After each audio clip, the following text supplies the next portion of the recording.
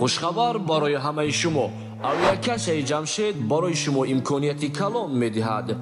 куҷое ки сафар кардани ҳастед, шумо метавонед ки аз хона набаромада бо тариқи телефон билетҳои арзонро харидорӣ намоед ва инчунин аз номи шабакаи ҳоҷи мирзо гап занед, барои шумо тахфиф карда мешавад. маълумоти бештар ба рақамҳои рӯи экран буда тамос бигиред. барои шумо сафари хуб хоҳонед. ҳадиси пайғамбар аст ки фақат садақа ҳамон садақае ҳаст, اجر در همان صدقه هست که اگر آدم از حساب داراییش کند، از حساب دولتش خیر احسان کند. زیرا برای آدم دولتدار خیر احسان کردن هیچ غم و اندوه را برپا نمی کند. اگر شرایط من بهتر باشد، اگر پسنداز من خوب باشد، اگر هرچی خیر احسان کنم باز خرسند می شوم، نه غمگین نمی گردم. و اسلامم قرآنم اللهم حبیبشم همین سپارش ها را برای ما و شما مطرح کردند که انسان هایی که شرایط دارین، دولت دارین، دستی فقیر و دستی بیچاره و دستی بیوزن و دستی یتیم بچه ها را گیرین، دعای اونها را گیرین و به سبب این خیر احسانتان، به سبب این جوانمردیتان باز دولت شما را الله زیاد میکند. بچه جانای بردم کنار برمدم کم تلک کمک کرده باز یکمی فیوره دینه بر بدلخ شده اینه پوچم بچه جانای پوچم لخشیدم زدسم بی پوم اش با خودم دستم غلطیدم بچه جانا اکی التماس به خاطر خدا دینا دمو برف رفتم دختر اومدم اینه پوچت میگه غلطیده ادای پوچه همه میگه غلطیده جدن میکن میگه شکست در غلطیدم شکست است خیلی شیده است اینه رنگینم بچه جانا یکمی فیورن این هازی وقتی تیجیره مراجعت میکنه که در کنارش پرت و بچه خوبای حکمی بیماران را دستگیری میکنه. خدایا خداوند کریم تمامی تاجیکستان در این ماه رجب پرورده امام شدیان خدایا خداوند کریم من بیمارم دست به دست شوانم این مادر کمک کنم بچه های جونشی خیلی چکو کنم با کجا برم چکو کنم نه حالم خالت و کسل بیمار جا گندختگی های چکو کنم بچه جونا دختر میره پلی وزمین میگن زورم نمیرسه این اختا دیده سده که دهیزی نیستم و نمیتونم کار کردن نمیجه خنک تنک از آکش ایسان پاچه هم میسوزن جرایی فرمیدن بیا یک بچه جونا دست به دست کنه میمادر تنها نگذاره به خاطر اولا خدا اجر دنیا آخرت هم میتیدون من از اور اومده است التماس که به خاطر خدا مرا کمک کنه باقی در امان خدا باشه. دولت داره که اگر فیل بردارد میانش میشکند همتت را پشت هندوستان برد. دولت داره که میان فیل میشکند لیکن همت نداری همتی تو را پشت هندوستان برد. اینقدر به همت هستی. همین صاحب خانه بیچاره از طایفه همون به همت ها بوده است. سائل در آمد دروازه را کشادند گفت نانی تر است نانی خشک است داری یا نداری؟ این بای این صاحب خانه بسیار یک جای براحت یک کتی خیلی قیمت بالشت های خیلی از همون پرهایی که خیلی قیمت از در زیر کش دراز کشیدگی خشکنانه خواست یا ترنانه؟ گفت صاحب خانه این جانان کجاست؟ خیره ای که این دکانی نان باست؟ گفت خشکنانه خواست یا ترنانه؟ آدم بای مست از اون بایهای بی انصاف در حال مطلع آورد. گفت اینجا گفت نانبای خانه است که من تو را نان میدهم.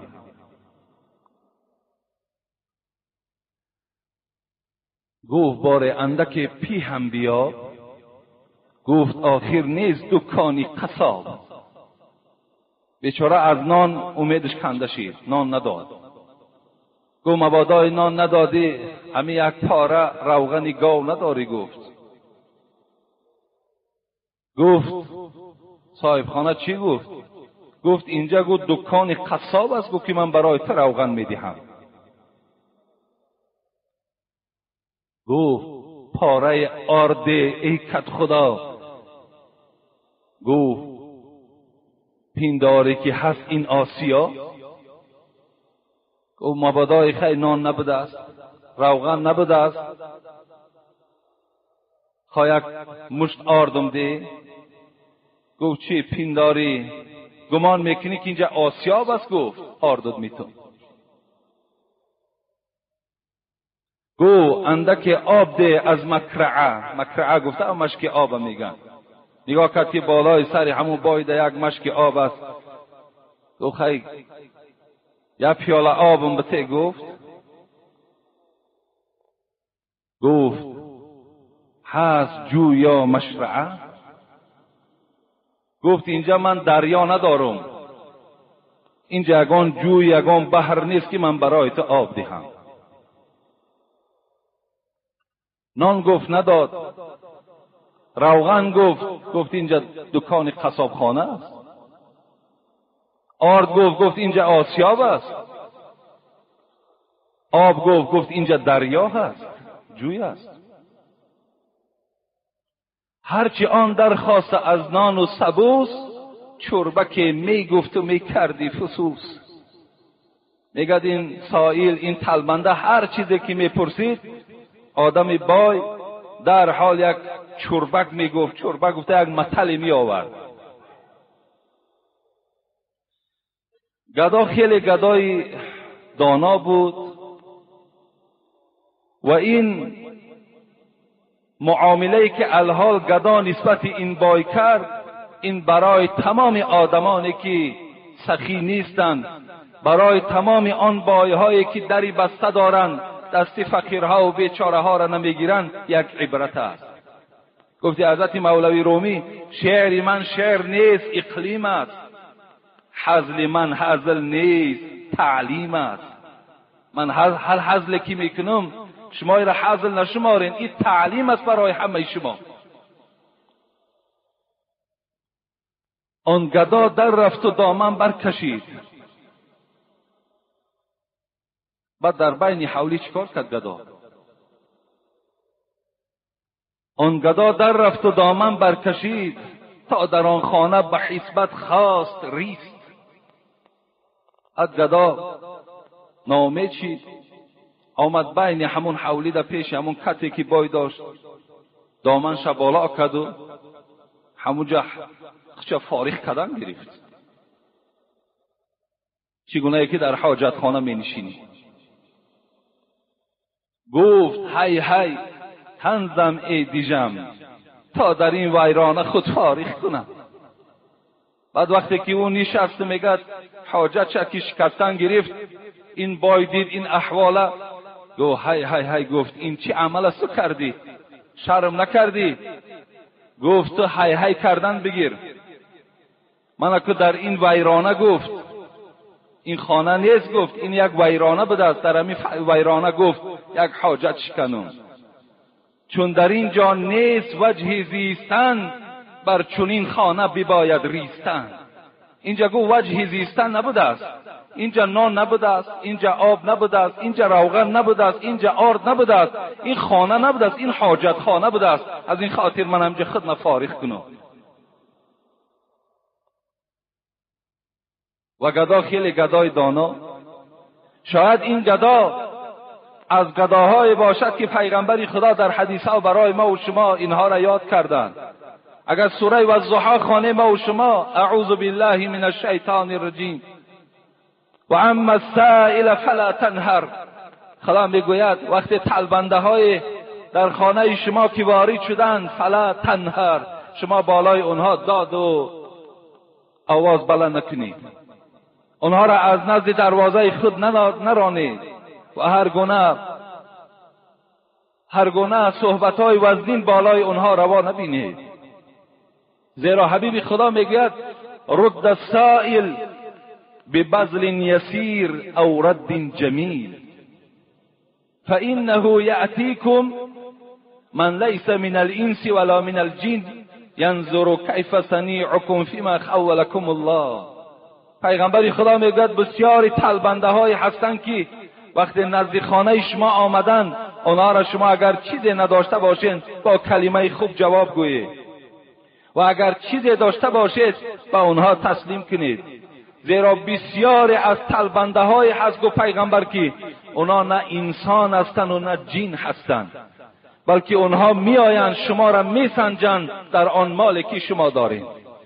یعنی آنها از جمله ملائکه ها هستند، برای سنجش بنده های خدا میآیند، کنی نظر میکنند که بنده های خدا با آنها چگونه معامله میکرده باشند. بعضی از آنها با این مقصد میآیند که در ریاض الصالحین یک قصه را ابو هریره از نام پیغمبر خدا حکایه میکند که دوره های بنی اسرائیل یک فرشته را پیغمبر خدا خداوند روان کرد تا که 3 طایفه آدم ها را سنجش کند.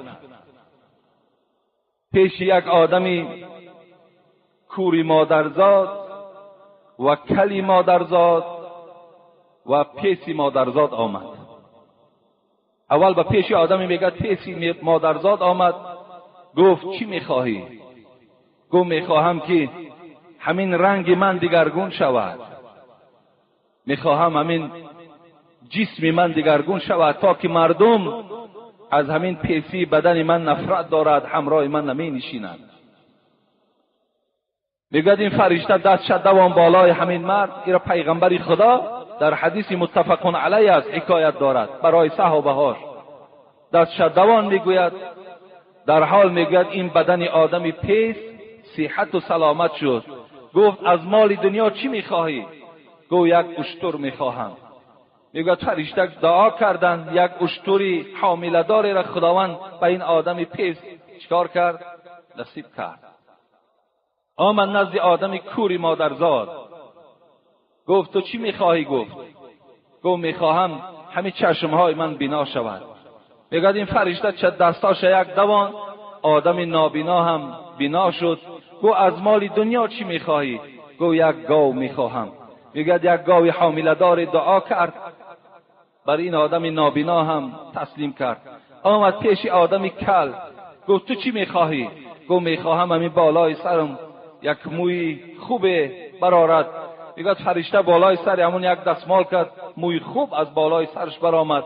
از مال دنیا چی میخواهی؟ گفت گوسفند میخواهم. میگوید یک گوسفند حامله داری را برای این آدم کلم چی داد؟ نصیب کرد و رفت. از بین چند وقت گذشت، آنچنان خداوند به این 3 طایفه میگه مال داد که حتی بیابانها نمی برد. یک زمان پس پروردگار همون فرشته را روان کرد که رو یک سنجش کن.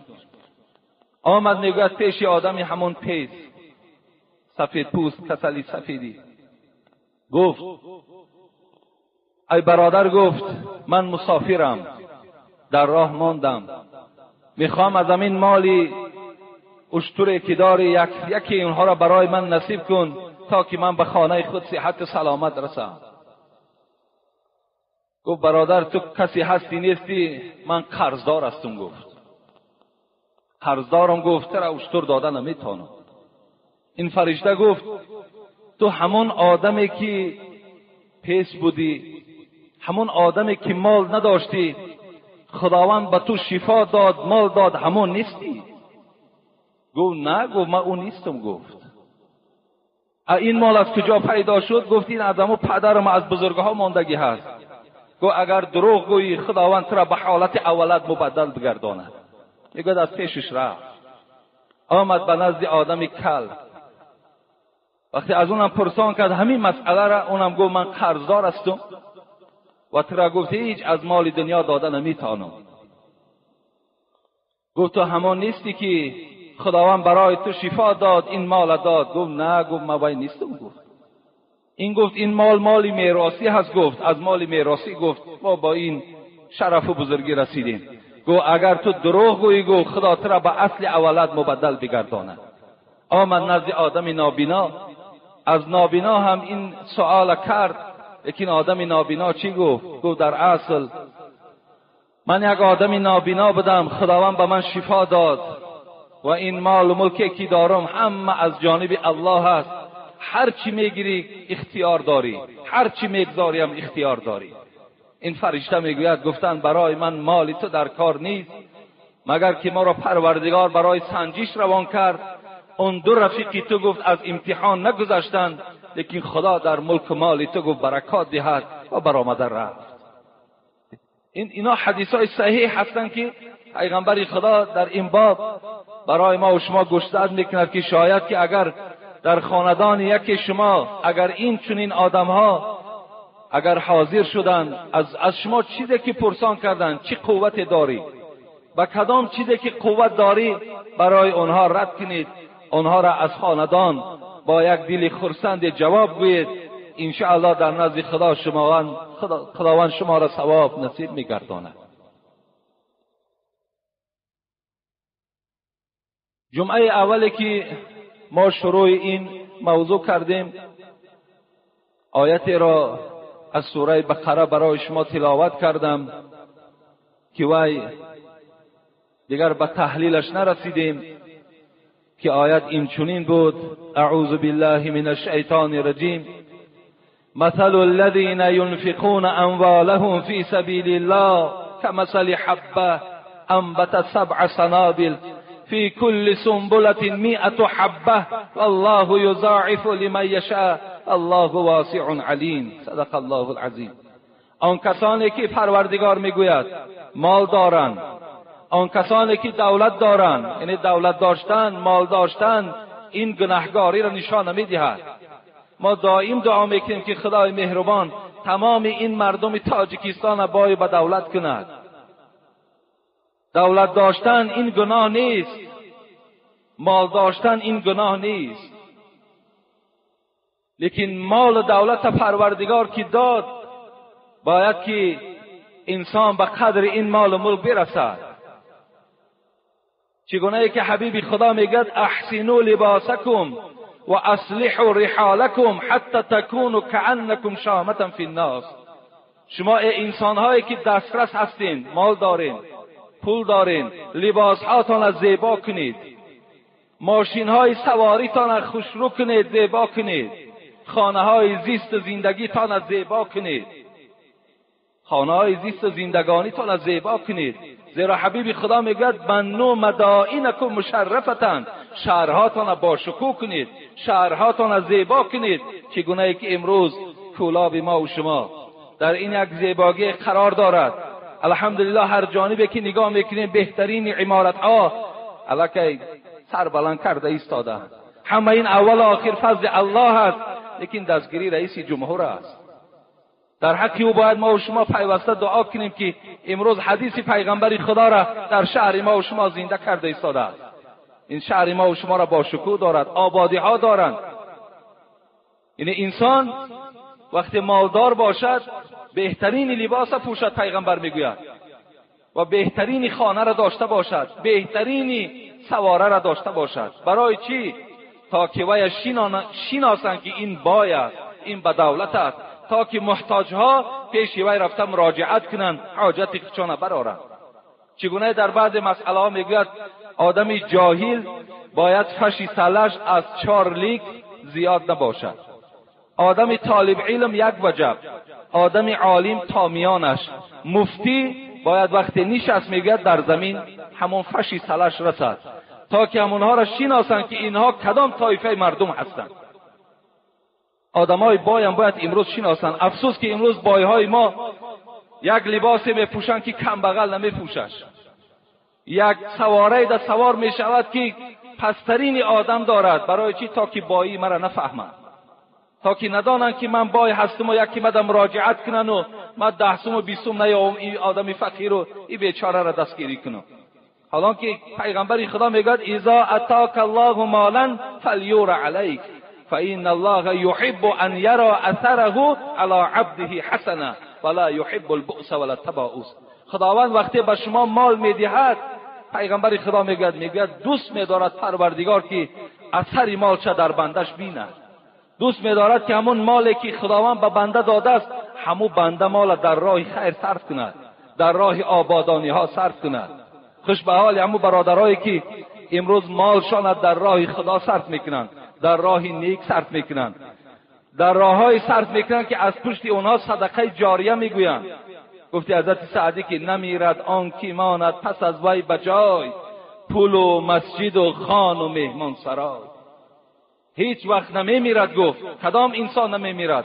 آن کسی که از پس او یک کوپروک آباد میشود، آن کسی که از پس او کوچه هاشان آباد میشود، از پس اونها یک مهمانخانه میشود، از پس اونها یک مسجد بنا میشود، از پس اونها یک آبیاری میشود، یک باغ از اونها باقی میماند. اینها نمیمیرند. گفت حضرت سعدی هر آن که نماند از پسش بجای.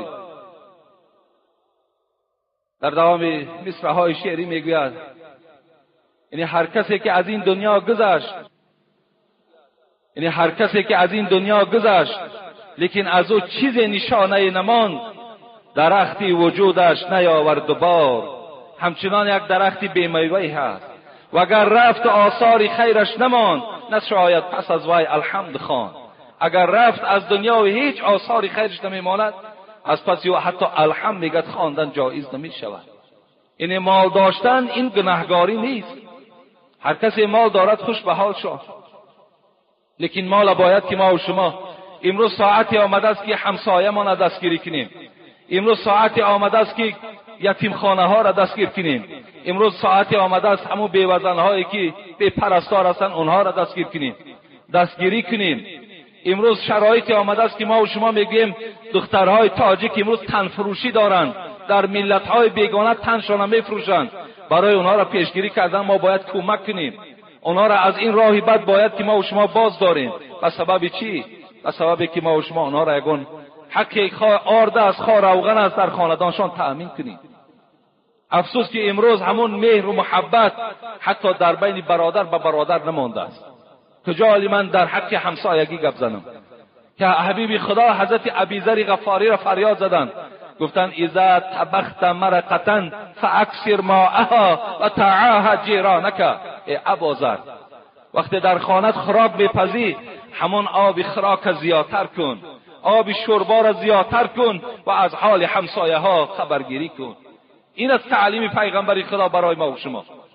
امروز ما و شما طعام در همون تریت گاوها میریزیم، در جویبار میریزیم، لیکن همسایه را نمیتیم. خداوند میگوید مثال آن کسانی که نفقه میکنند،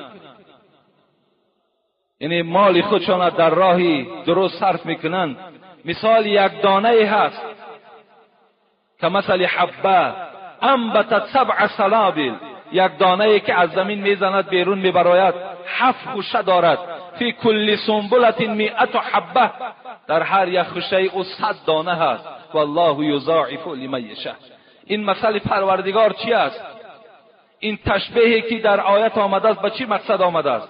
یعنی انسان وقتی که اگر 1 سامانی در راه الله خیر میکند، پروردگار میگوید 700 سامانی ما بهر او نصیب میگردانیم. یعنی خوش به حال همون برادرهایی که امروز دستی با خیر دارند، خوش به حال همون برادرانی که امروز خیر احسان دانند. بسیاری بسیار انشاءالله چی در دنیا و چی در آخرت اونها سربلند هستند. در اینجا کار، در آنجا نخل بردار، شوی تا سرفراز از فضل غفار. که این رنجی تو آخر گنج دارد، با یک احسان عطا 25 دارد، با یک قول با یک احسان 700 عوض بخشد خدا از فضل بی حد. چرا با حق نبستی قرض احسان، ببینی تا به فردا جودی سبحان. تو میمیری و احسانت نمیرد و تنگی های محشر دست گیرد. تو میمیری، تو روز از روزهای دنیا را ترک میکنی، لیکن این عملهای خیر تو نمیمیرند. اینا برای روز قبر تو، برای روز قیامت تو به نهایت برای تو مفیدند، برای تو در کار هستند. در دیگر آیت پروردگار لن تنالوا البر حتی تنفقوا مما تحبون. شما وقتی خیر احسان بکنید، گفت پروردگار مال دوستدارتان خیر احسان کنید. یعنی آن چیزی که دوست داشته ترین به سوی شما هست، انا همون مال در راه الله خیر کنید. آن مالی که از دل بیرون باشد، آن مالی که وجود تو را در لرزه ندارد، این گونه مال گفت پروردگار خیر احسان کنید. وقتی این آیت نازل شد، یکی از صحابه ها به نام ابو دحداحه بود، یک باغی داشت که به نام بیروحا بود، که میگوید در داخلش 600 تنه خرما داشت. ابو دحداحه در داخل همین باغ خانه زیستش بود، خانه زندگانیش بود.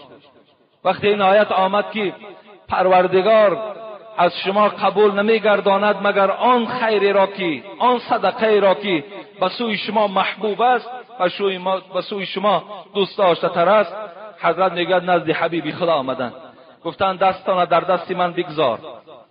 میگوید پیغمبر خدا دستش در دست این صحابه گذاشت. گفت خداوند میگوید من قبول نمیگردانم مالی را که اگر به سوی شما محبوب نباشد. گفت بله. گفت پروردگار این آیت فرستاد، گفت ای حبیب خدا من عهد کردم و پیمان دارم همین باغی که 600 تنه دارد و حیات زندگی من از حساب همون است، من وی را در راه الله بخشیدم. پیغمبر خدا میگوید وقتی این باغ ابو دحداحه که به پیغمبر خدا بخشید، پیغمبر چی گفتند؟ به به. یعنی وقتی ما و شما یک سخنی عجیب میشنیم که په میگوییم، حبیب خدا گفتم به به، یعنی چی تو خیری بزرگی را بجا آوردی. و این باغ میگوید حضرت در بین یتیم ها چیکار کردند؟ تقسیم کردند. یعنی این گونه جوانمردی ها، این گونه سخی های در دوره های پیغمبر خدا وجود داشت. یا حضرت ابو طلحه را روایت میکند، ابو دحداحه را میگد وقتی آمد برای باغ تسلیم کردن، زنش با همراهی فرزنداش میگد در داخل باغ بود، گو از باغ بیرون شوید که این باغ من در راه الله تسلیم کردم. حضرت ابو طلحه هم وقتی که از این آیت درکدار شدند، اون حضرت میگه در داخل باغش چنان یک چشمه داشت که بی نهایت آب شیرین داشت. پیغمبر خدا هر وقت از مسجد بیرون میشد همون باغ میره. حضرت ابو طلحه هم همون باغ در راه الله بخشیدن زمانی که این آیت نازل شد که خیر شما قبول نمی شود تا زمانی که اگر شما بهترین مالتانه در راه الله خیر نمی کنید. این تقرض الله قرضا حسنا یضاعفه لكم و یغفر لكم والله شکور حلیم. این آیت ها از بزرگی خیر احسان خبر می دهد. کیست پروردگار میگوید که در راه من قرض دهد؟ کی هست که پروردگارش قرض دهد؟ این تقرض الله قرضا حسنا یضاعفه لكم. خدا میگوید یعنی صدقات به لفظ قرض آورد که در راه الله خیر احسان میکند تا که مال او را ما مضاعفی در مضاعف کنیم، دو چندی در دو چند کنیم. یغفر لكم، باز چیکار کنیم؟ باز بازم این گناههای اون بنده را ما مغفرت کنیم. این است فضیلتی که از این آیات‌های کریمه برای ما و شما آمده میرسد. من ذا الذی یقرض الله قرضا حسنا فیضاعفه له اضعافا کثیرا والله یقبض و یبسط و الیه ترجعون. خداوند در دیگر باز آیت قرآن، کیست آن کسی که پروردگارش قرض میدهد؟ کیست آن کسی که مال خودش در راه الله خیر احسان میکند؟ فیضاعفه له، تا که ما مال او را دوچند کنیم، مال او را زیاد کنیم، دولت او را بیگران کنیم. و یقبض و یبسط و الیه ترجعون. خدا چی میگوید؟ میگوید ای بندگان من، شما یقین دانید که آن مالی که در دست دارین یا آن مالی که از دست شما دور میرود